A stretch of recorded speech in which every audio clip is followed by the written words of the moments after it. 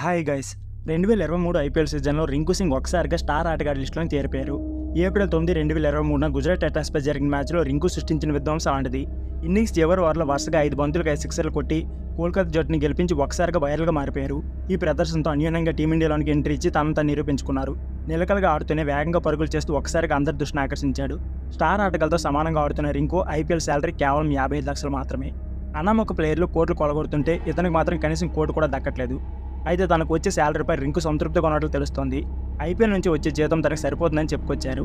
ఐపీఎల్లో నాకు 55 లక్షల రూపాయలు వస్తున్నాయి. నాకు ఇది చాలా ఎక్కువ. దేవుడు నాకు ఏది ఇచ్చినా సంతోషిస్తాను.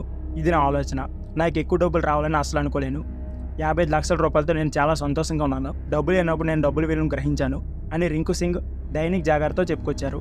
ఇటీవల ముగిసిన ఐపీఎల్ సీజన్లో రింకు నిరాశపరిచాడు. 11 ఇన్నింగ్స్లో కేవలం 168 పరుగులు మాత్రమే చేయగలిగారు. ఉత్తరప్రదేశ్ చెందిన రింకు సింగ్ యూపీ తరఫున 2014 దేశవాళీ క్రికెట్లోకి అడుగుపెట్టారు.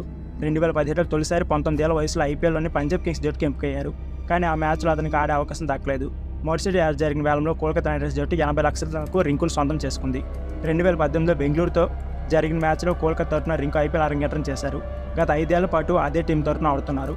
2022 ఐపీఎల్లో గాయం కారణంగా అతను ఆడలేకపోయారు. 2023 ఐపీఎల్కు ముందు జరిగిన వేలంలో 55 లక్షలు కొనుగోలు చేసిన తన దగ్గర అడ్డుపెట్టుకుంది. కోల్కతా నైట్ రైడర్స్ సహాయక కోచ్ అభిషేక్ నాయర్ మార్గదర్శకంలో రింకు సింగ్ రాడ్ దిలారు. సో ఫ్రెండ్స్, ఇది వీడియో. ఈ వీడియో నచ్చితే please like share and subscribe my channel. Thank you for watching. అలాగే రింకు సింగ్ బ్యాటింగ్పై మీ అభిప్రాయాన్ని కామెంట్ బాక్స్లో కామెంట్ చేయడం మర్చిపోకండి.